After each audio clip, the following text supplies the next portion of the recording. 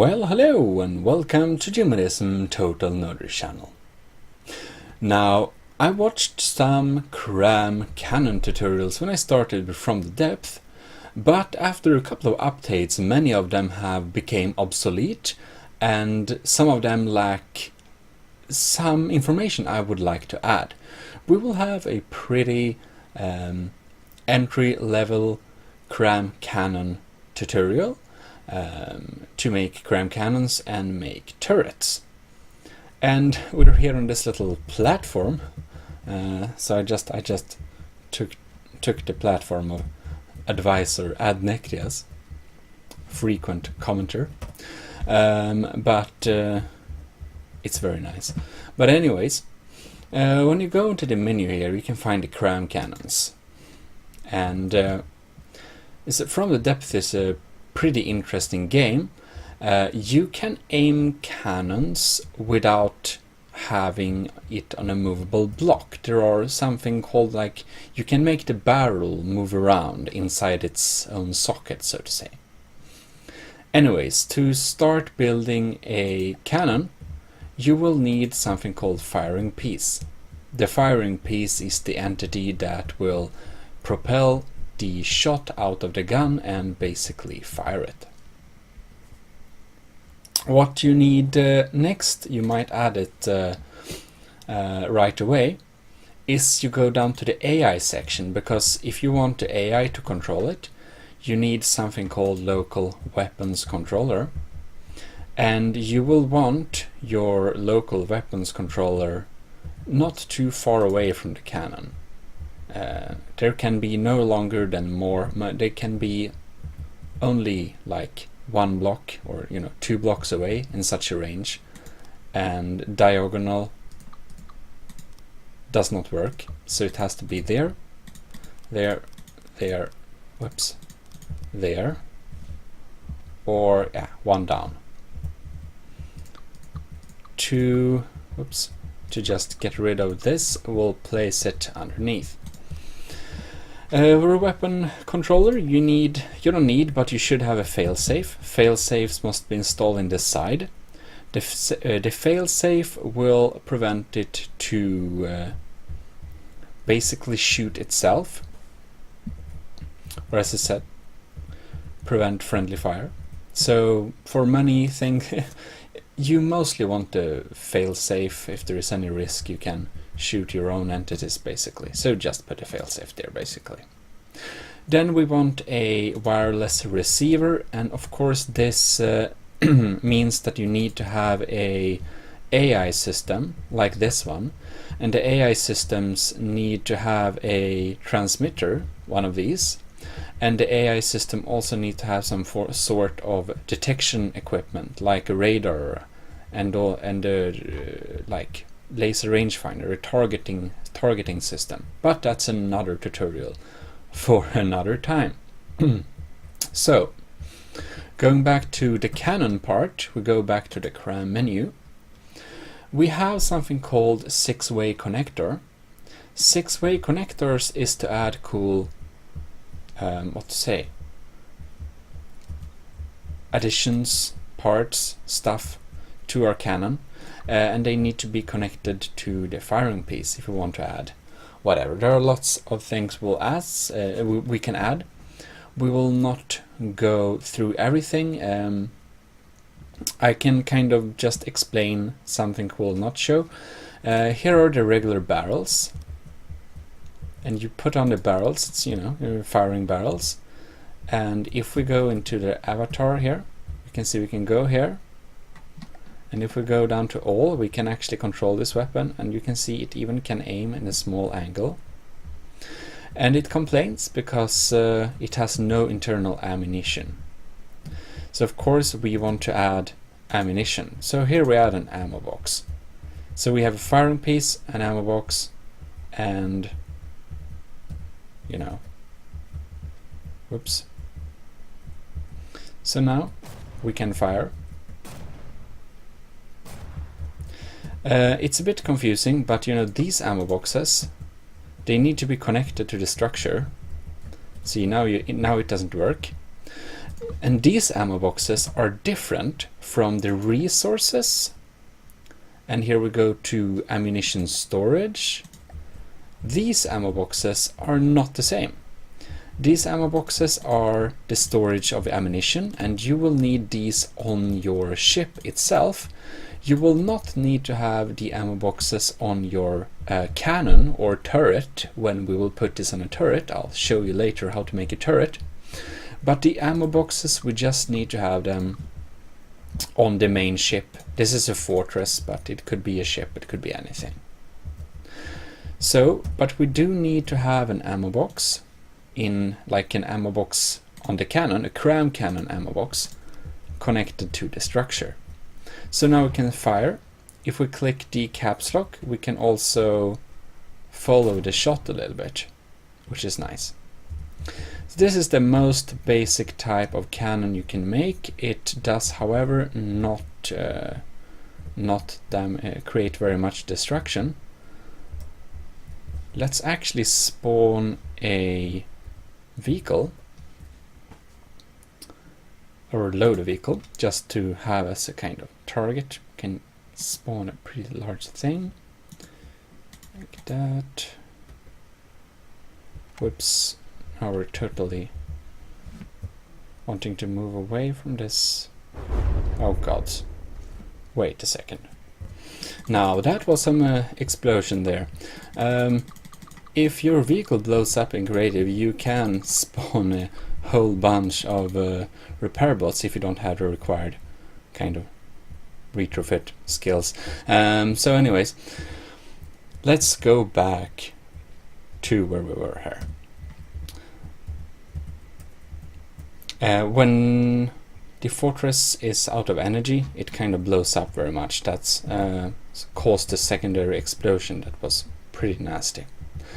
Well, anyways, this is the most basic form of cannon, and as you can see, it does barely any damage. It's actually pretty useless. But of course, you know, we will be able to make it much better. You fire the cannon by clicking Control, if I didn't say. So you select in the menu here. You can see you can select different weapon groups for all cannons, but we just select it to all. And if you want to control this cannon yourself from remote, you need one of these fire control computers, which is at here, control, fire control computer. Then you can control all weapons from afar, which can be pretty useful. Right, so you don't have to be in their vicinity, but will be in the vicinity for simplicity's sake. So, how do we may want to upgrade this cannon? Well, I should also tell you that with F3 you can switch between different building modes, and you can select a block with R, which is, you know, the block you're looking at. However, what will help for this? One thing we really want is to make it easier to aim, and I will now explain the different types of barrels. We have something called Recoil Suppression Barrel. The Recoil Suppression Barrel gives reduces recoil, but it also has some downsides. So if you don't need to reduce recoil, you shouldn't use it. But if you are on a plane or a flying thing that might be very sensitive, or a boat that flies sideways and might get flipped if you fire a large caliber, you probably need recoil suppression barrels, because, well, it makes sense. So it's well, you just place them among the other barrels, and it will add additional recoil modifier to, let's see, 0.84. And you can see the stats on the right as well of all the when you add the barrels and stuff like that. Then we have flash suppression barrels, and It's for stealth. It's not used very much, so you can ignore that. Most don't use it so much. The bomb shoot is weird. It's basically transforms the firing piece to a bomb dropper. So this is only useful if you're trying to make bombs and you can't combine it really with other barrels. What is interesting is the motor-driven barrel. If you use motor-driven barrels, you can see here, we actually don't need only motor-driven barrels, but we usually need a few of them, and then we combine them with some regular barrels, just like that. If we go into control this thing, you can now see that the angle of fire we can aim is like 45 degrees. It actually says 45 degrees in all angles, which makes this a huge, you know, aiming area. So this cannon is now really agile. What you then also can add is an elevation barrel, and this is useful if you want it to aim higher than it can aim sideways. You can see here to the sides is 22 and elevation is 80 degrees, so it's almost can aim 90 degrees upwards. Well, anyways, that is useful when we make turrets. I'll show you that in a second. Then we also have heavy barrels, and heavy barrels have start. They have they have start pieces, and they have heavy barrel, and it seems that they are the exact same. That might change. It might have changed, but anyways, heavy barrels are really heavy. If you look at the weight, they have the weight of 200. A regular barrel only have the weight of 40. So heavy barrels are useful because they are really sturdy. Health 900 compared to health 300. So if you use a heavy barrel, that will, you know, if you have a, let's I say have 2 heavy barrels for this size, and then we have 2 motor-driven barrels, and then we have a normal barrel, and we do this because we want to keep it more like sturdy. So the 2 inner barrels are very low risk of being destroyed now because they're heavy barrels, which means that we will always have a minimum kind of attack range, so even if our cannon gets damaged we can still use it.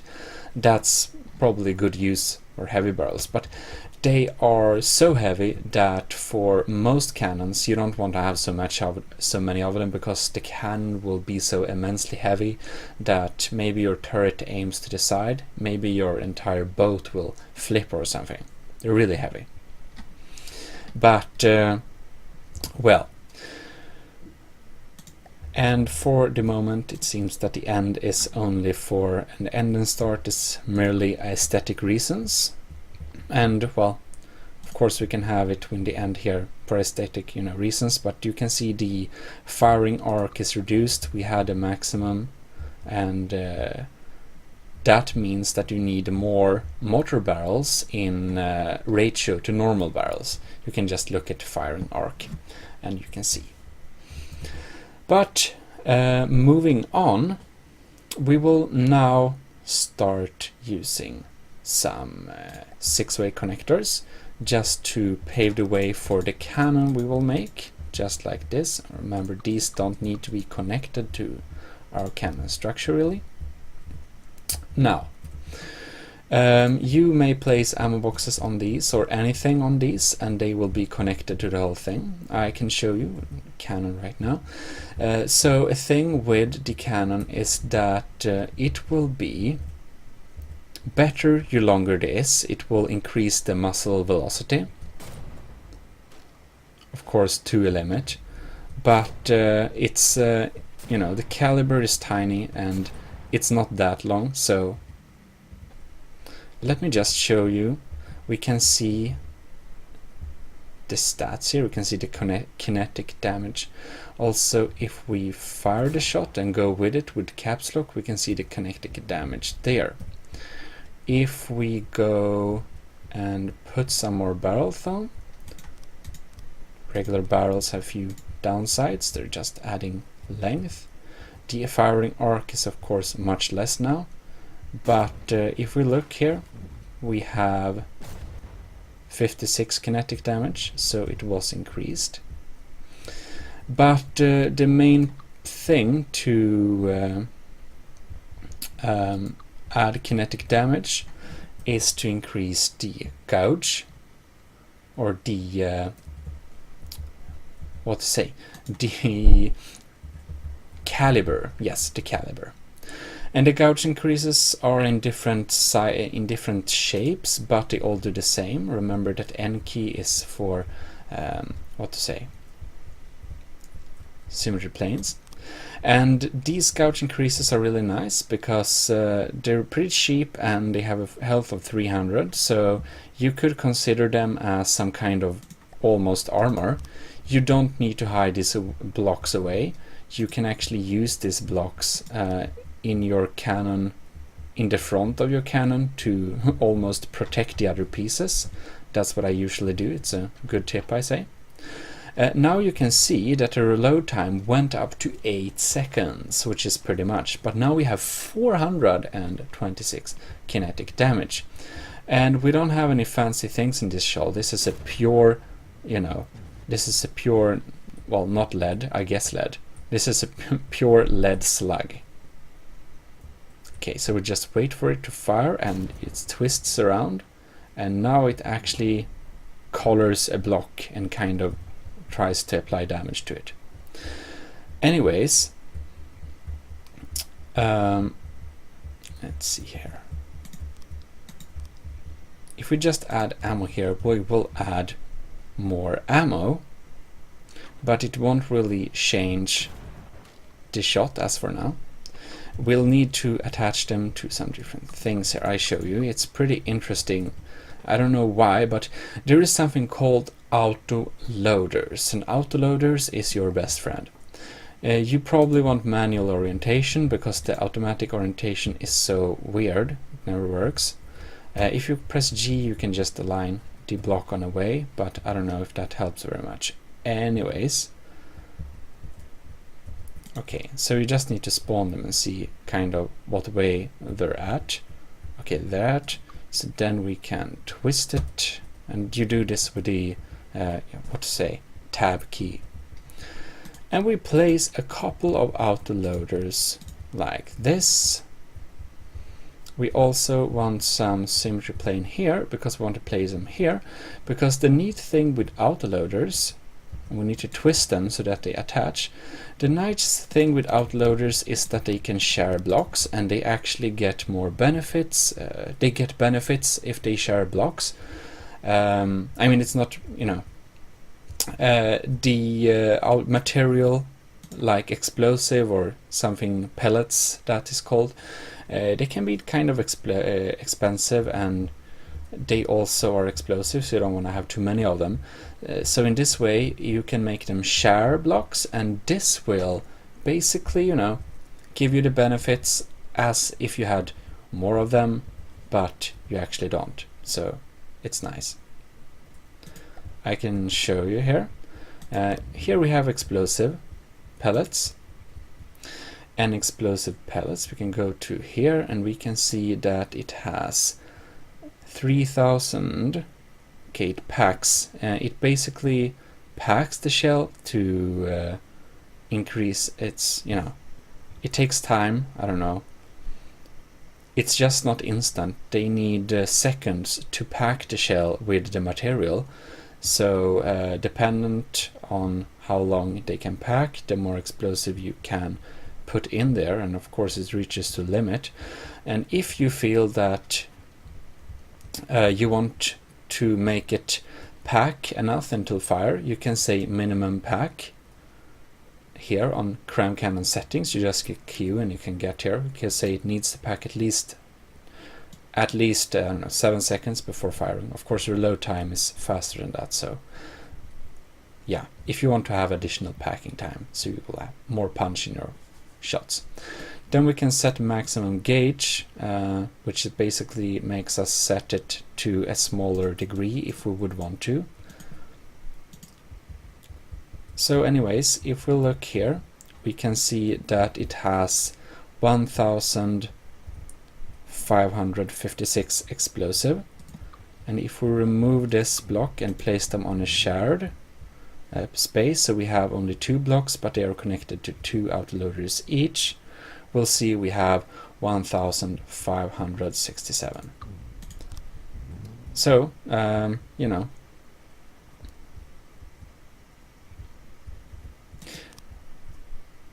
now that's interesting. Anyhow, we decrease the gouge size, so it kind of makes it confusing. I dragged it up again, and well, basically, if you put 1 block here, you can see that explosive is now 4200. If we place 1 here where it's a double shared blocks, it's now 4700. And if we place it 1 there and 1 there, so they are kind of connected like that, it's 4700. So we do get the benefits of, you know, sharing the material, and it has some packing time, which is, you know, increases it over time a little bit to a certain degree. But actually, you don't need autoloaders to load the pellets. You can actually place them directly onto these connectors. And if you see, we added 4 of them, and it's now 4600. It's much less efficient to put them directly on the connector, but in certain cases where, I don't know, you need some very compact designs where you don't really have the space to use autoloader, you can just put some of these directly onto the, you know, directly onto this. But if you can fit an autoloader, it's better to put an explosive on an autoloader than to put kind of, no, you can see here 4000 explosive damage, now 0, and if we put 2 of them, it's 4000. So, you know, it's probably cheaper and better to just use the autoloaders, yeah. But you don't need to use them, that's the point. Many seem to miss that. That's because I think they were necessary to use before. But what you do need, you know, you can place ammo boxes here, which will give us internal ammo. But if you place the ammo boxes onto a autoloader, especially, you see, we have a shared space autoloaders, which will give us dual benefits here, or benefits from both of those blocks. This will increase the reload time. Now the reload time is only 3 seconds. And you see the kinetic damage is 400. We'll just flip this a little bit here. Of course, we don't have any hardcore damaging things here, so they don't actually do so much damage yet. But you can see the reload time went down considerably. And of course, we want to have even faster reload time, so we'll just place more of them connected to autoloaders, and the reload time will be faster and faster. And you can even see the stats here. Reload time 3 seconds, and the best possible is 2 seconds, but then we'll probably need to have extremely many autoloaders. Well, anyways, reload time of course gets slower the higher the caliber. And it just bounces off. But we'll fix that. However, kinetic only shots are not very devastating, as you might understand. There are some different things you can do to make them more dangerous. We'll begin with the least used thing, that is EMP. If you use EMP, if you hit dangerous like equipment or not, you know, AI or something, you can disrupt it with the EMP. So it's basically to take out electronics. See, it did some good damage there. But yeah, it's not the most used type of weapon. It's for some specific uses. However, there is also here fragmentation pellets. If we put fragmentation pellets on our gun, it does what you might expect it to do. When we fire the shell, it breaks off into lots of small, dangerous sharpnels. Packing payload. Actually, now I did set the packing on at least 7 seconds, so I just drag that down to no volume, just so that we can fire more often now that we have such a high firing speed. But you can see it does much more damage now when it spreads out like that. Another thing that you can use is hardener pellets. That is basically armor piercing. So also there is something called explosive. When you use explosive shots, there is something called explosive radius. Just ignore that because the radius isn't really accurate. But anyways, when you have armor piercing, it does what it might expect. It tries to go through blocks, and that might be really useful. However, the most useful type is the high explosive pellet. Some often use only high explosive pellet on their builds. I'll probably show you. Alright, you can see now it's pretty much more efficient. The damage we do now is completely uncomparable to the other ones at this caliber. So for most for most configurations, high explosive. Oh shit, we have bad weather outside in real life. Oh well, anyways, I shouldn't say bad weather, but at least rainy weather. Oh my god, my friends plan to have a party by the river tonight. I will see what happens with that. Well, anyways, explosive is really useful. It's the best to go thing for most designs. So you can safely use only explosive, and yeah. What you also can do is combine things. So like this, I have some hardeners here, I have explosive in the middle, and I have fragmentation pellets here. However, if you mix them very much, it will also decrease the as you can see, we have now 1500 explosive, so it's, you know, if you mix them too much, they will you might get much less benefit than you would get from only having one of them. But like only having armor piercing is of course not valuable. If you have a very big caliber, it will just start going through your enemy, not causing too much damage. So I'm going to remove these fragmentation pellets here, and I'm going to replace them with high explosive. Or actually, I will exchange some of the ammo boxes here with hardener pellets just to make it fire faster. To fire less fast. It's still fast enough. And then I will just duplicate a little bit of caliber to increase the caliber even more to make it a slightly more deadly design. Now you can see the stats are 7 reload time. We have a shell diameter of 1000 millimeters. So, you know, pretty nice caliber.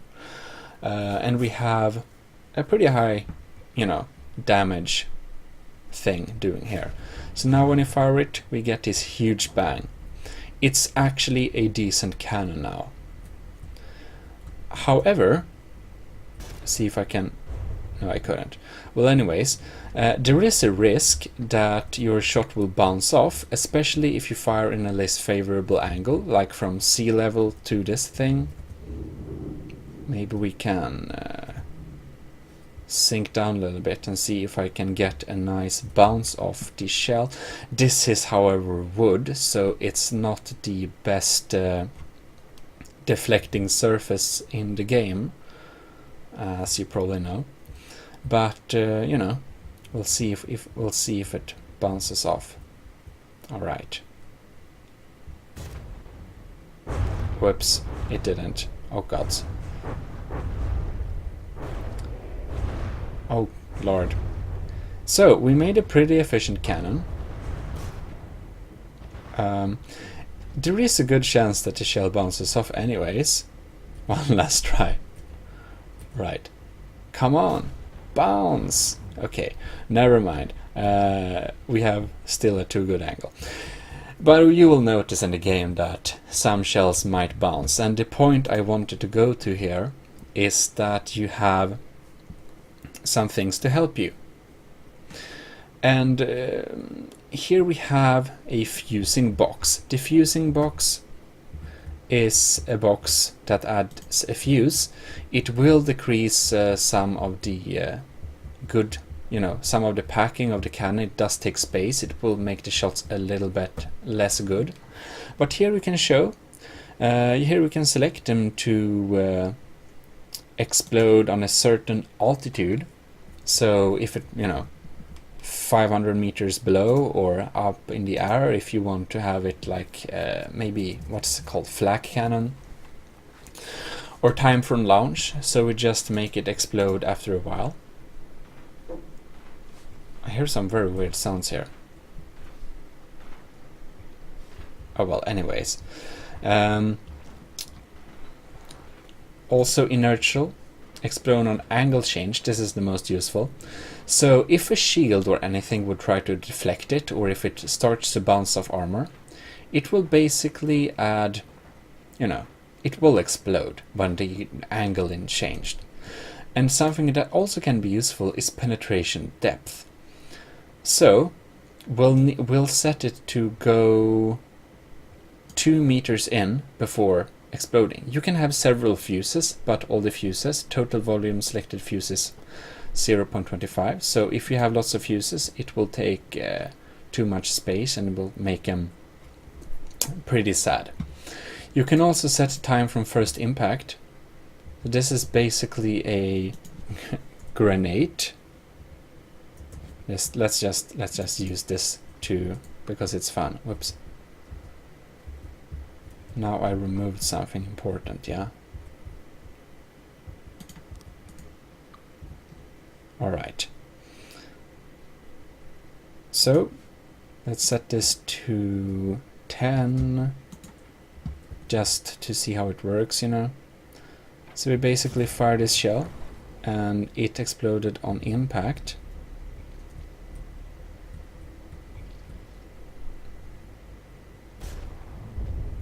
Okay, doesn't seem to be working when we get this.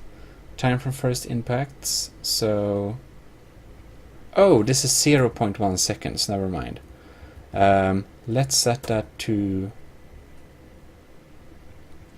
Well, 5 seconds. 3 seconds, yes. Okay, 0 point. I didn't see that one. Right. Oops. Need to have a little better aim.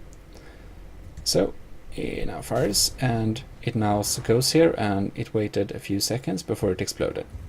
So that's to show you that. Penetration depth. So we only wanted to penetrate while 3 meters inside, which can make it, you know, armor piercing high explosive basically.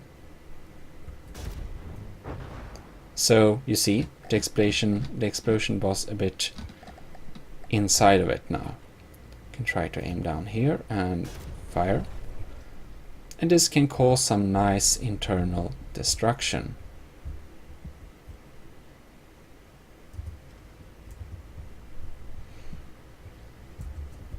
Now I'll just show you the inertial. It will look like the same, but inertial is usually the best. to use for most explosive designs. If we would want to... why are we trying to...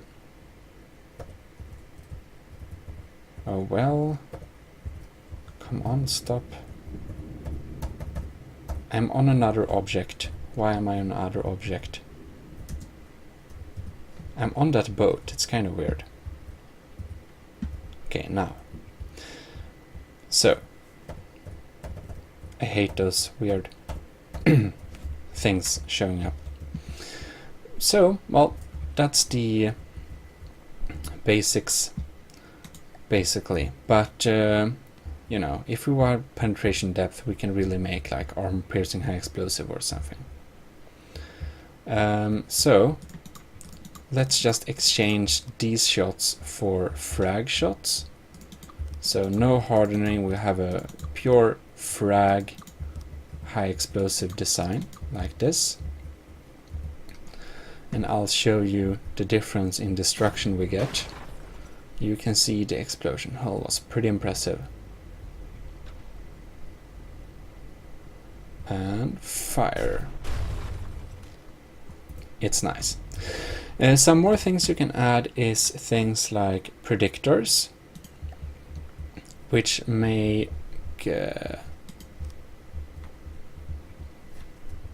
which kind of make estimation of how the shot will travel, which can be really nice if you want to have some manual help aiming. But useful, mostly it's not very usable as the AI will control it. Then we have laser targeted to follow the shot to set to decide some of the fuses, but actually I don't use these very much. I don't think people usually use them either. Here we anyways have something called interface screen. You can place down the interface screen on your build if you want to reach contact with the firing piece, but maybe your cannon is huge so you can't really reach it. Yes, indeed. And I believe that that is as much as I can tell you about the cannon itself. Let me just quickly tell you a little bit of how to make turrets. So to make a turret, you'll click new object, and we want axis. So we have two turret axes, which is actually maybe only useful for making making smaller turrets, but I just make you one anyways. And so here we have a firing piece, we have a barrel, and we have a, well, let's have the automatic orientation just because it doesn't work. We can place it directly on top of the of this one if we want, and then we just put a few ammo boxes like that. And you see we don't have any motor barrels, we only have, you know. So we basically created a very silly machine gun that barely does any damage. But, well, if you want this to be AI controlled, you'll need to have a, where is it? The AI local weapons controller. You can put the local weapons controller on the ground on this structure close to the turret axis, or you can put it onto the turret, you know, axis block like this. And of course you need a receiver as well. But let's delete this thing. Yep. And I will show you how you make most turrets. So we will create new object, two turret axis, and we can have, you know, if you want a bigger turret, we can use this 3 meter one. We then definitely want it to be able to be AI controlled, so we put local weapons controller, and it's here. And failsafe, and also a receiver.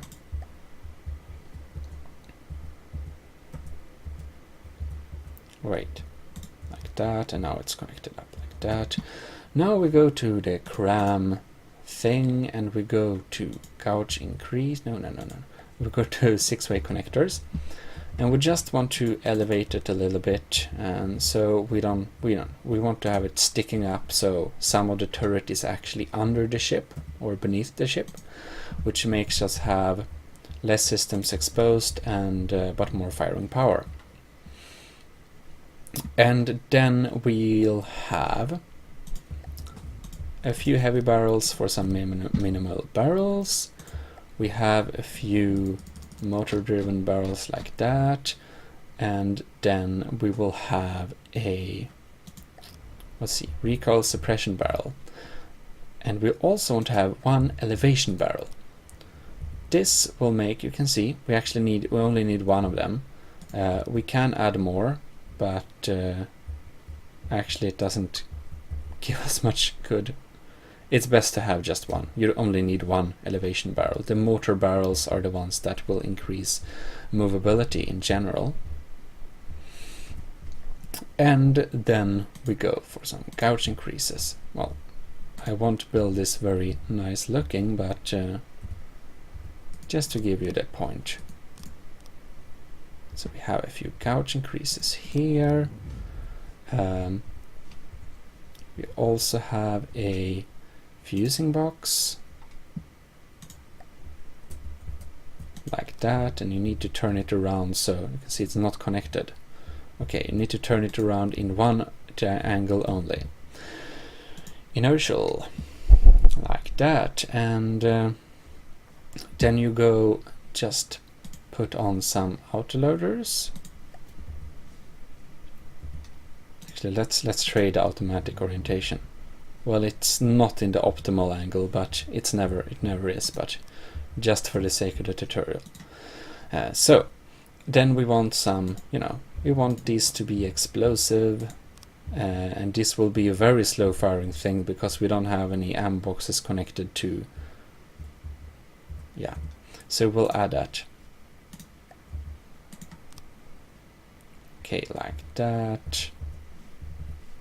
Like that, and we just go ammo box, ammo box, ammo box, ammo box. And now we see the reload time is instead 4 seconds, which is much better. It's a bit fast actually, but well, anyways. The funny thing now is you can see we can turn around this turret, and we can also aim it up and down. It's pretty slow aiming up and down. It's very fast in the sideway because, I don't know, these broader turret sockets are currently a bit too fast, I think. And we fire it. It's only explosive, but it creates its own fair piece of destruction. It's 8 seconds, I mean. Yes, 8 seconds. The best possible is 4 seconds. Never mind. I thought it was a bit fast. So, that's how to make a turret. And it only moves sideways like this, and the elevation barrels makes us move up and down, basically. It's better for the larger designs, whereas the 2-axis turret might be good for smaller designs. Well, anyways, I hope you enjoyed this little basic tutorial on CRAM cannons, and I hope that you by now understand all the features of the CRAM cannon and how to work with them. If you have any questions, you can post them in the description, but well, I hope it will clear up some misconceptions that you actually need to have autoloaders to use the explosive or the pellets, which you don't. It's just more efficient. But well, that's how it works. So I'll see you around. This is Jimmy from Total Nerdy Channel signing out.